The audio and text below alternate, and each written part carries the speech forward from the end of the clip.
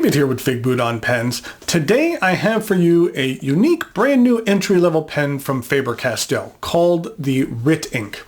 What I'm going to do is go over the parts and the features of the WRITink, talk about what I care for and what I don't care for, show some measurements, size comparisons, and a writing sample.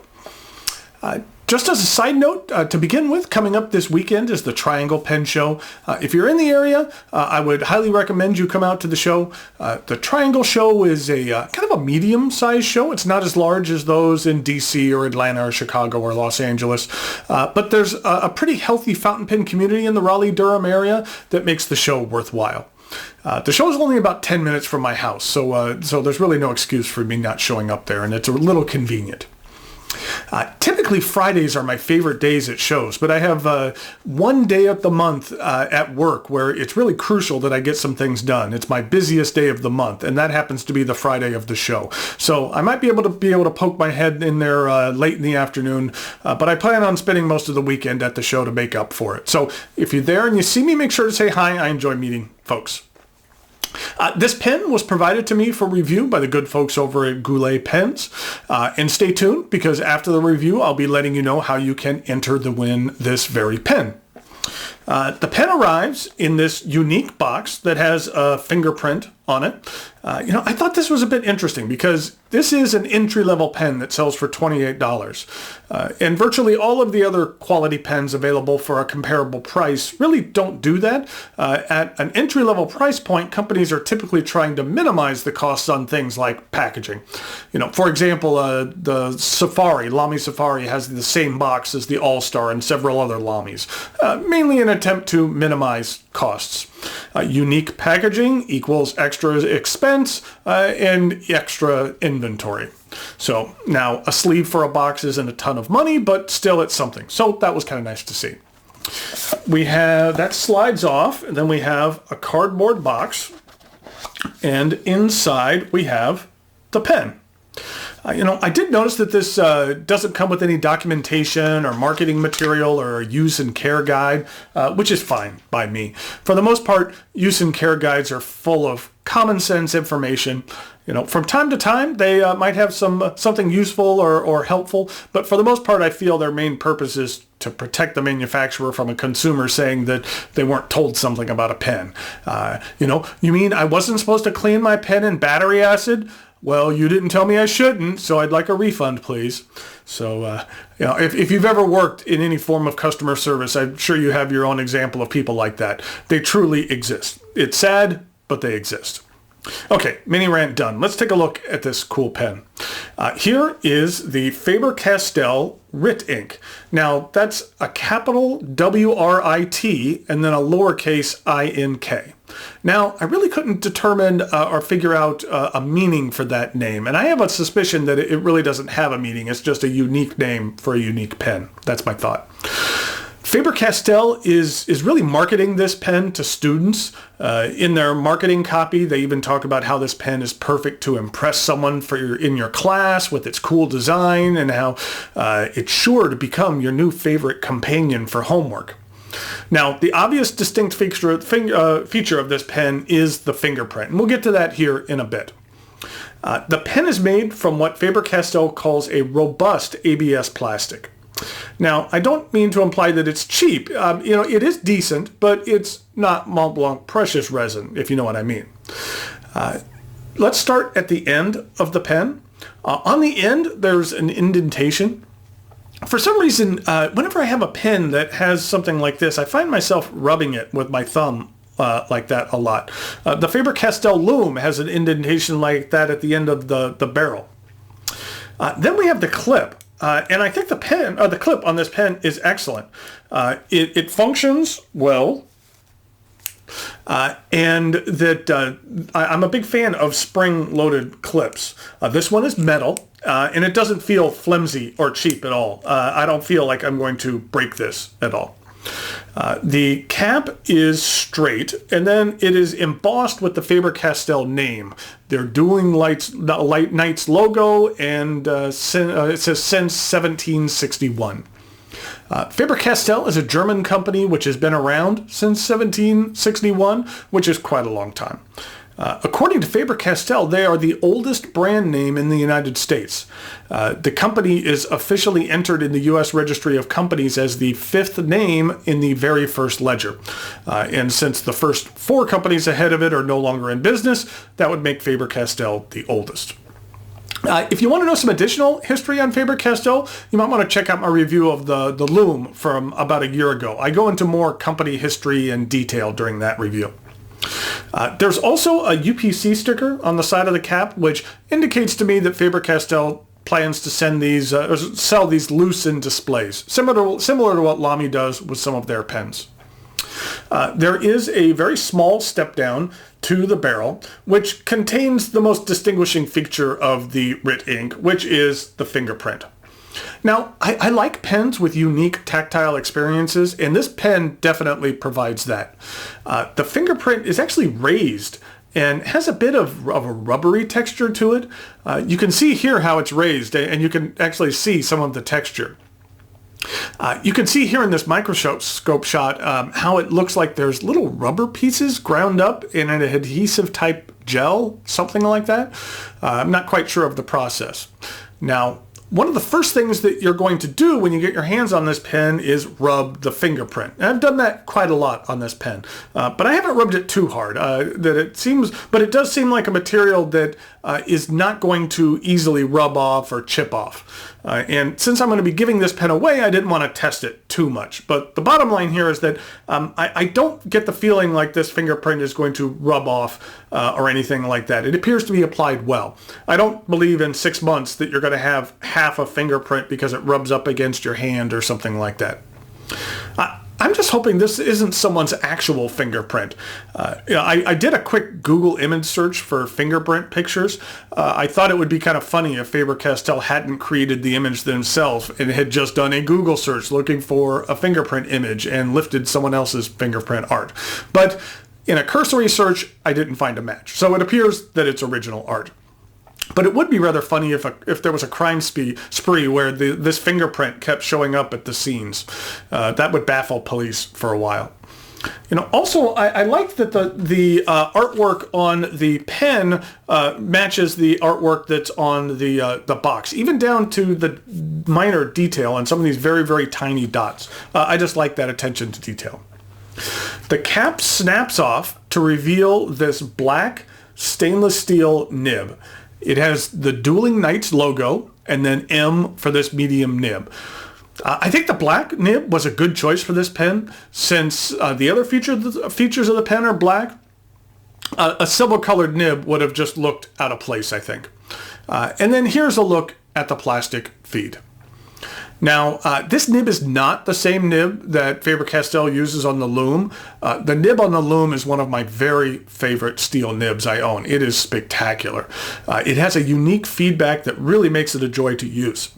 Now, this nib is a bit different. We'll see in the writing sample, but I do find this nib to be fairly smooth, but it is a bit on the stiff side.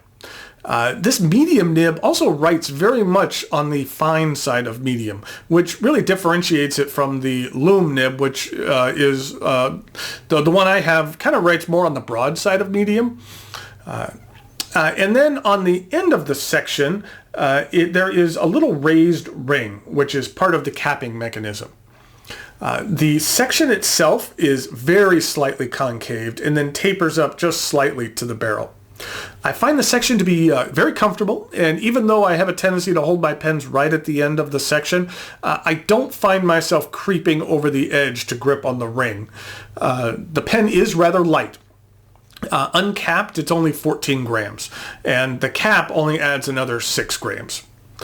I do find that the end of the section here is a bit of an ink magnet. I found that some of the crevices make it a little bit tougher to clean. If you just have a normal tissue, it doesn't quite get it clean. You gotta kind of wet it a little bit, and then it cleans right up.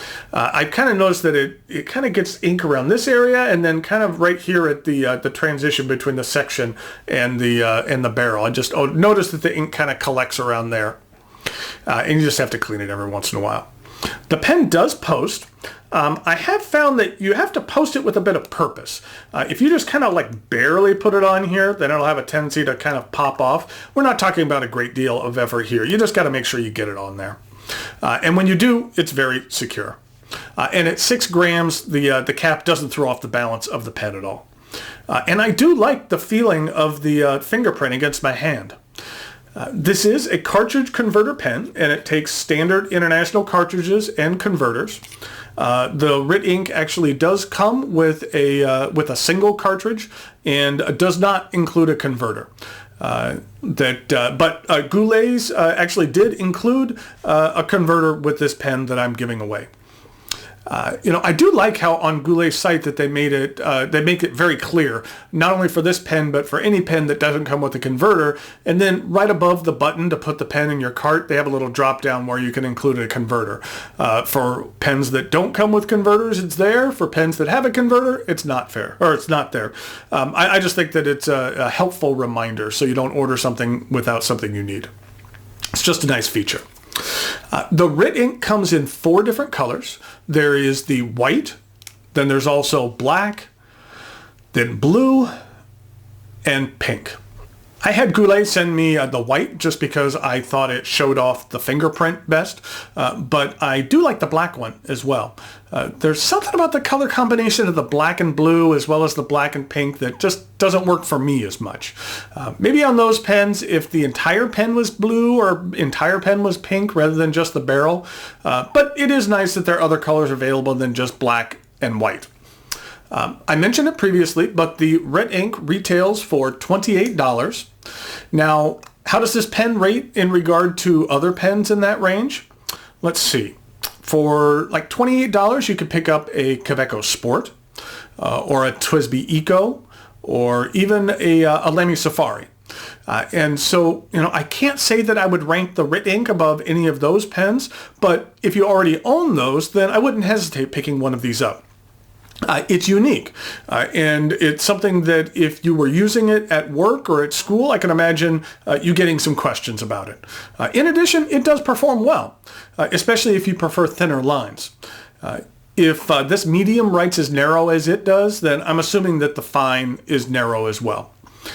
They also really nailed this fingerprint. It looks cool, it has a high quality texture, and that it's much nicer to have it raised than if it was just printed or painted on. So the one distinguishing feature, the main distinguishing feature they got right when it comes to this pen. Thanks go out to Goulet Pens for providing this pen for review and for giveaway. If you would like to check out this pen on their site, you can do so by following the link in the notes below. In regard to the giveaway, in order to enter, simply leave a comment on this video on YouTube. Today is Saturday, May 27th, 2017, and you can enter until end of day on Monday the 29th, which is actually a holiday here in the United States. In regard to a comment topic, the WRITink has a distinctive texture and feeling. And so why don't you let me know about your favorite pen that has a unique texture or feeling in your hand. The topic is not required, just a suggestion. Okay, so now it's time for some measurements, size comparisons, and then a writing sample that's a little different.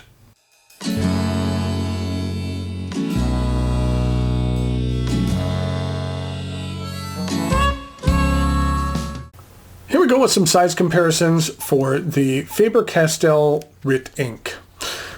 In regard to the pens that I mentioned in the price range previously, here it is with a TWSBI Eco.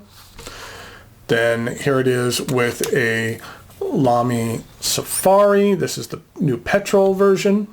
And then here it is with a Kaweco Sport.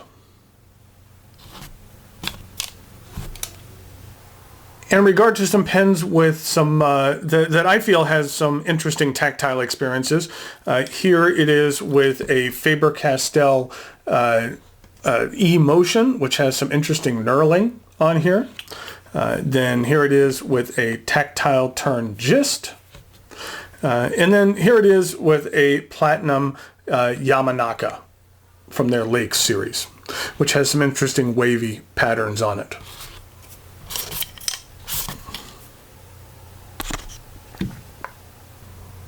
So here we go with the writing sample for the Faber Castell. And this is the WRITink.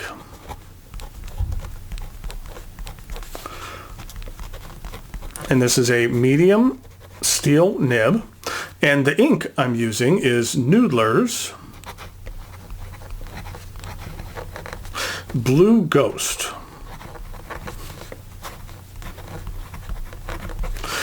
This is what the bottle looks like.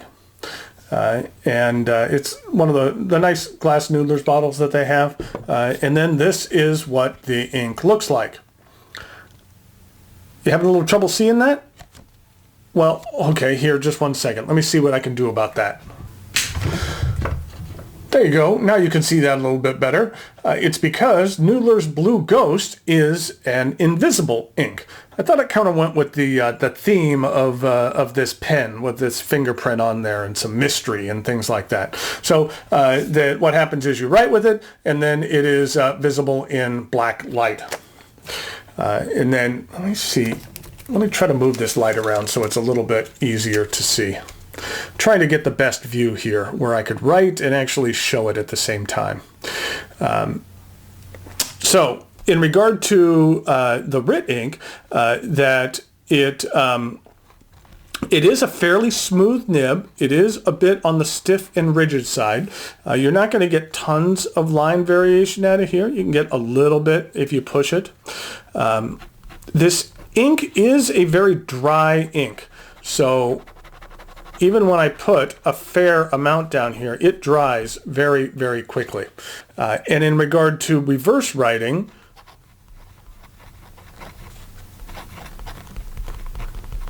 it doesn't do the greatest job. I was trying to do this previously when I had this inked with another pen or with another ink as well, and reverse writing wasn't one of the strengths of this pen. So here we go with a writing sample.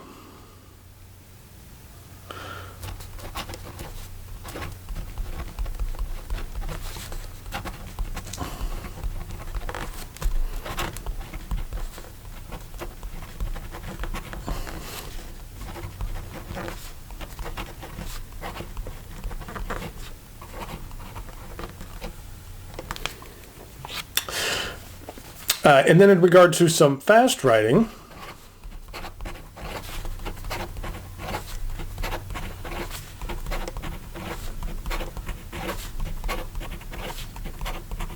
I find that the pen keeps up just fine.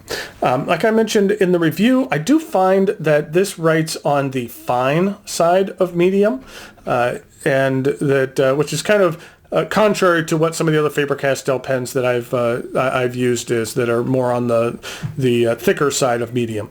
But like I said, you're not going to get tons of line variation out of here, and it's kind of on the thinner side of medium. So thanks go out to Goulet Pen Company for the gift of this pen. Don't forget to leave your comment in order to win this pen. It's one of those things that, I have a feeling that this pen is going to be a little on the polarizing side. There's going to be some folks that like it, and it might not work for others. But it has a unique feature, and it performs well, and it's an interesting addition to the entry-level market. So thanks for watching, and we'll talk to you later.